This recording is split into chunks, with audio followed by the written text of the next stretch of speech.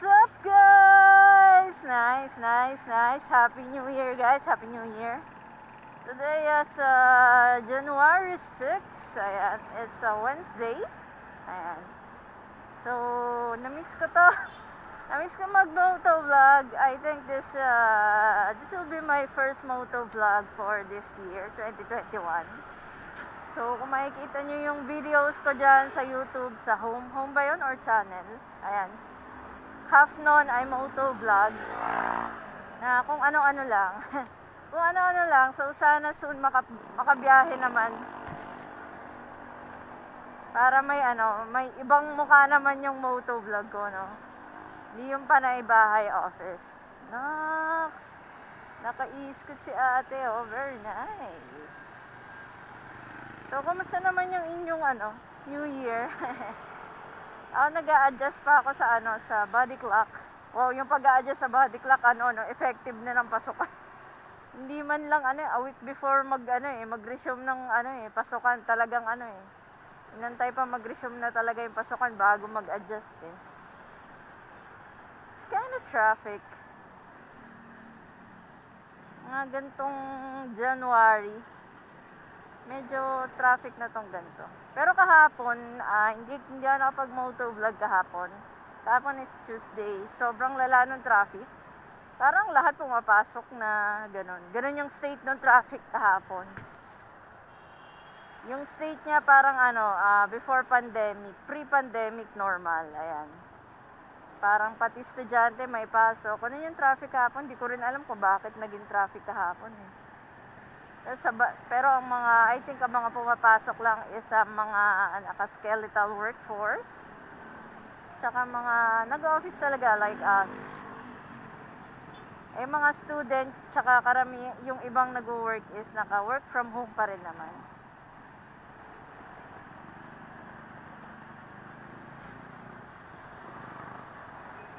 Kuyo, bago yung giveaway wax ni Kuyo, may stick, may plastic pa yung logo, oh. Go ahead na, kuya.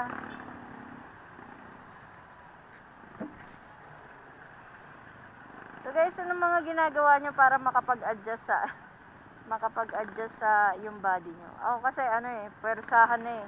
Mapapansin nyo, medyo nawalan ako ng live stream. Gameplay live stream, ayan. Tinotodo ko kasi yung tulog, tinotodo ko yung pahinga. Tapos, may tuturo ako sa inyong trick. May tuturo sa inyong trick para force talaga yung pagising nyo sa umaga. Kung kayo yung mga tipo na hirap gumising sa umaga. Yan. So, yung phone nyo, I think usually lahat naman tayo sa phone na tayo nag-alarm clock, diba?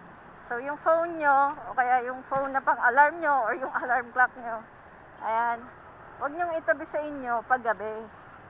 So, diba? Sounds cliche, diba? Laging yun yung sinasabi, huwag itabi yung phone para di ka na magdududot-dot.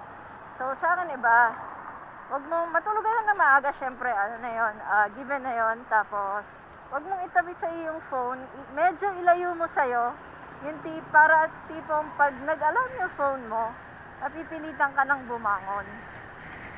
O, diba? Dahil kasi yung ginagawa ko, talagang pagka puwersahan na talaga na hindi pwedeng malate ka sa lakad mo bukas, yung ganon.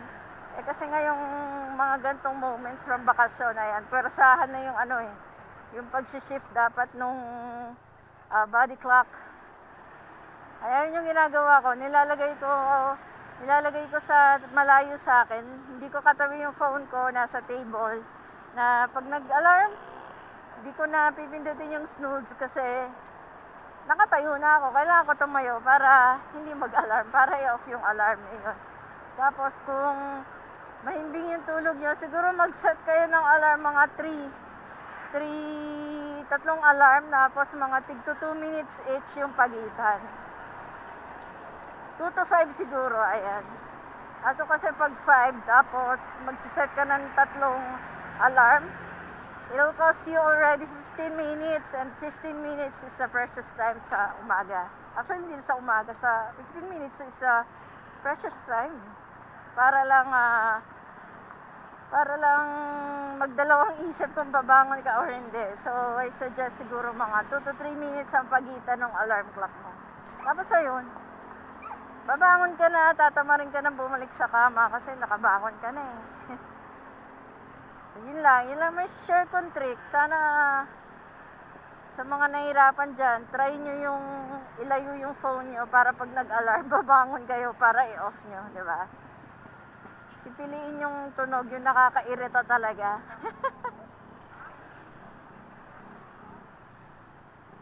Yun o, wala medyo traffic dito sa bandan to. Pero kahapon, bandan dun sa dulo, sa Floodway Manggahan, ayan. Medyo traffic na. Okay, let's see. Ano yung nangyari kahapon? Siguro kahapon pa lang yung balik ng karamihan. Tignan natin.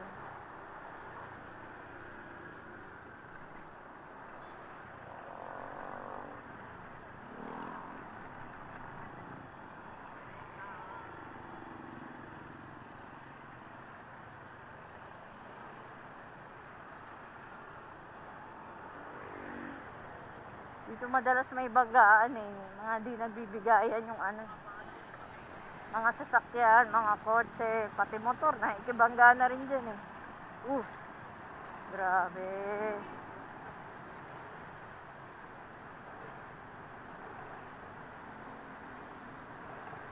Wag lang kasing mag-change ng lane agad, di ba?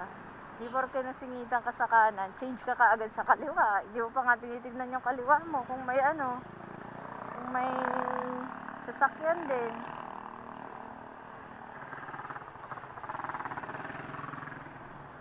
Chill lang, chill. Wow, in fairness traffic pa. Yung makita.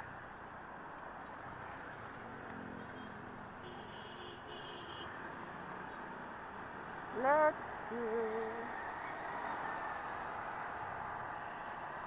Okay, dito tayo. Ito yung kaninang DB box sa bago. May plastic pa yung logo. Tara! Hi guys. Hindi traffic yung mga ganitong lagay. Kahapon traffic dito. Ganda ng na to pick up na to Ganda ng paa.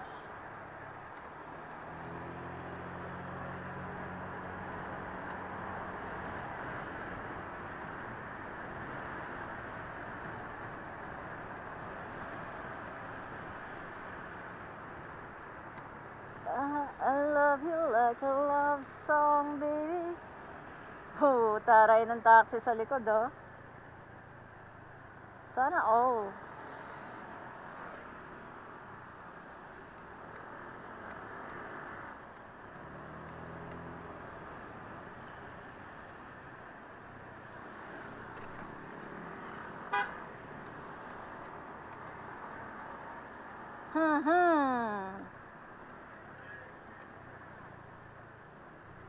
Yun.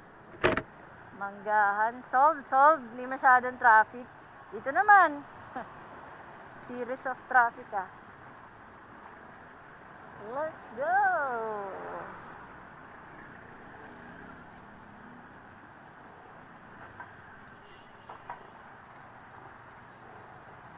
Ano oras na ba? 20. Oh my god. It's already 8:20 in the morning. Gater. Dati mga ayaw kong ayaw kong daanan, yung mga gutter. Ayaw daanan pero dadaan pa rin no? Gutter pa nga.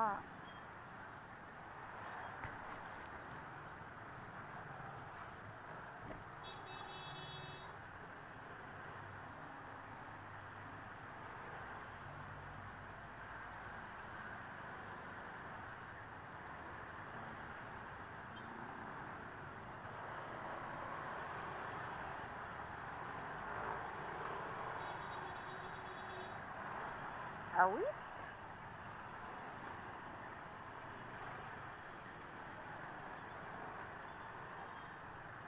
Okay, let's go.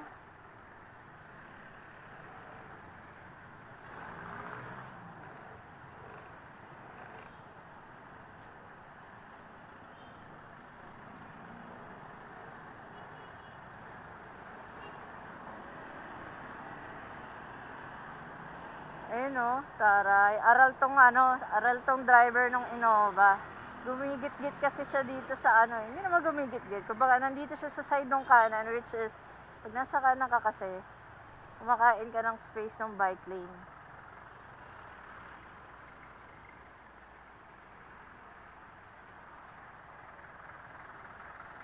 So, tama lang na kumaliwa siya. Aral. Sana all edukado.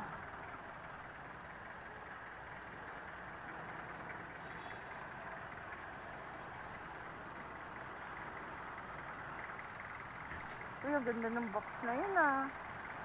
Naks.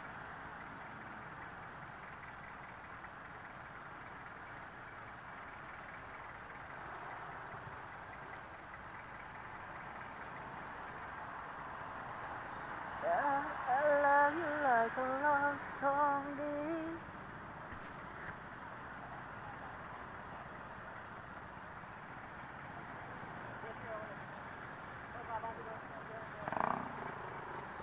Very nice. Ang ganda ng Aerox ni sir.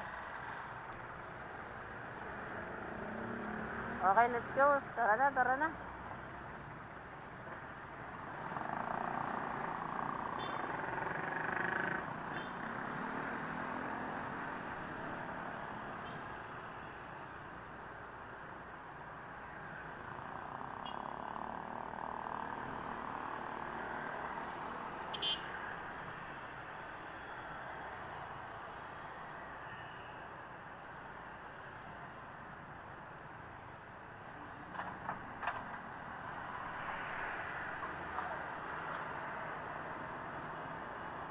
Yun o. Pasok tayo sa bike lane onte. Awit. Bike lane pa nga. Yun o. Diba? Nakikigamit lang po ng bike lane. Okay guys, just before I end this moto vlog, I just want to give a shout out to my channel members. Jeremiah Mendoza, Sir Andrew Lacochero, Gisa Emphasis, and Momo Santino. That's it guys, ingat-ingat. Good morning. This is your Millennial Engineer, Ross. Now see you on my next moto vlog. Peace out.